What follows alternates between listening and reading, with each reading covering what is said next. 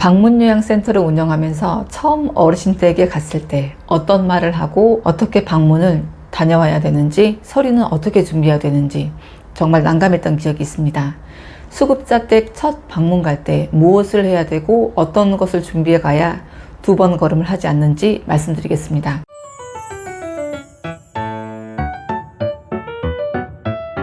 안녕하세요, 요기요양입니다. 오늘은 방문요양센터에서 수급자 댁에 처음 방문 갈 때 해야 될 3가지 업무를 말씀드리겠습니다. 노인 장기 요양 등급을 받고 관련 인정자료를 건보공단에 받으러 가면 간단한 교육을 해주죠. 방문요양 같은 장기요양 기관들도 첫 어르신 댁에 방문 갈 때 어떤 것을 해야 되는지, 새로 지정된 기관들은 어르신 댁에 어떤 자료를 비치해야 하는지, 센터에는 어떤 자료를 준비해 두고 어르신 댁에 한 달에 한 번씩 라운딩 갈 때 어떤 것을 준비해 가며 어떻게 해야 되는 건지 교육을 해줬으면 하는 바람도 있습니다. 그래서 이런 방문요양센터 관련된 내용으로 영상을 몇 개 만들어 보고자 했고, 오늘은 그 시작으로 수급자 댁 첫 방문 시 해야 할 일 3가지를 말씀드리겠습니다. 수급자 어르신을 발굴하시게 되면 그 이후에는 어떤 업무부터 해야 될까요? 제가 센터를 수년간 운영하면서 느낀 공통점은, 어르신들은 누가 내 집에 오는 것도 부담스럽고 여러 번 와서 이거 물어보고 저거 물어보고 사인해달라 뭐 해달라 하는 것을 많이 싫어하는 편이에요.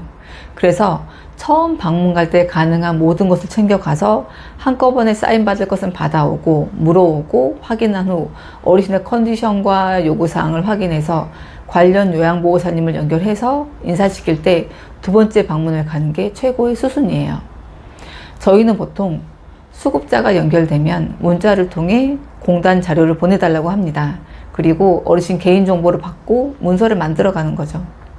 그렇다면 이렇게 문서를 만들어서 어르신 댁에 갈 때 어떤 것을 해야 되는지 알아야 수월하게 진행하실 수 있어요. 그 기준이 바로 평가 매뉴얼입니다. 센터를 운영하는 방법과 관련된 내용은 모두 평가 매뉴얼을 참고하시면 돼요.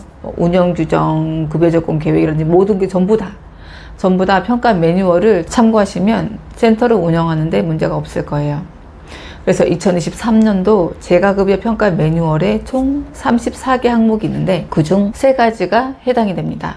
센터를 처음 운영할 때는 공단의 자료에만 맞추지 말고 어르신이 정말 원하는 대로 서비스를 제공하면 되는 게 아니냐 하고 생각할 수도 있는데, 그게 아니고 가장 기본적인 매뉴얼에 맞춰서 서비스를 제공하고 그 외에 추가로 서비스를 더 하고 싶은 경우는 더 하면 되지만 적어도 공단 매뉴얼은 제대로 이행하셔야 합니다. 그럼 평가 매뉴얼 순서대로 말씀드리겠습니다. 첫 번째, 수급자의 위험도 평가 자료 준비입니다. 낙상, 욕창 위험도, 인지기능 상태를 정기적으로 평가해서 수급자 상태에 적절한 서비스를 제공해야 합니다. 이지케어나 원케어 등 장기요양 기관을 운영하는 경우라면 관련 프로그램을 한두 개는 이용하실 거예요. 저희는 이지케어를 이용하고 있고, 이지케어랑 원케어 둘 다 이용해 본 센터장님은 원케어가 낫더라고 해서 저도 원케어도 고려를 해봤는데, 원케어 직원과 상담을 진행했더니 원케어의 장점을 얘기하는 게 아니라 다른 업체랑 비교만 하다가 가서 원케어 이용은 사실적으로 접었어요, 제가. 아무튼 이런 프로그램을 이용해야 노인장 요양 기관을 운영할 수 있어요. 아니면 하나하나 수기로 찾아가면서 하는 데는 현실적으로 너무 어려움이 있고 갖춰진 프로그램을 활용하는 것을 추천드려요.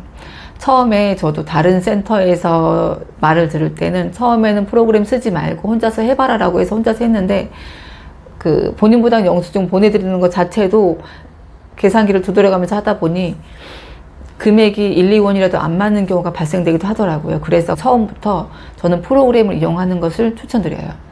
이런 프로그램에는 방문요양센터를 운영하는 데 필요한 대부분의 서류 양식들이 다 있어요.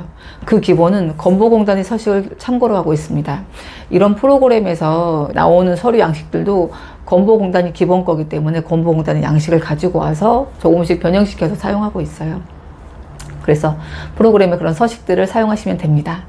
각 프로그램에 낙상, 욕창, 인지기능 평가하는 평가 자료들이 있어요. 그것을 준비하세요. 그리고 인지 관련해서는 치매 진단받고 치매약을 복용하고 있는 경우에 처방전 등의 자료를 사진 찍어서 보관하면 인지기능 평가는 하지 않아도 됩니다. 두 번째 준비하실 것은 계약서입니다. 저희는 두 부를 작성해서 한 부는 어르신 댁에 두고 한 부는 센터에서 보관합니다. 계약할 때 요양보호사의 급여 제공 범위와 급여 외의 행위에 대해서도 반드시 설명을 해야 됩니다. 저희는 이런 내용들을 설명을 하고 서명을 받아서 어르신 댁과 센터에 각각 보관하고 있어요. 셋째, 욕구 사전 기록지도 준비해야 합니다. 첫 방문 시 면담을 통해 신체 상태, 질병 상태, 인지 상태, 의사소통, 영양 상태, 가족 및 환경 상태, 주관적 욕구, 자원 이용 등을 체크하고 센터로 돌아와서 종합 의견을 항목별로 정리하고 급여 제공 계획서를 작성하고서 최종 종합 의견서를 서술형으로 작성합니다.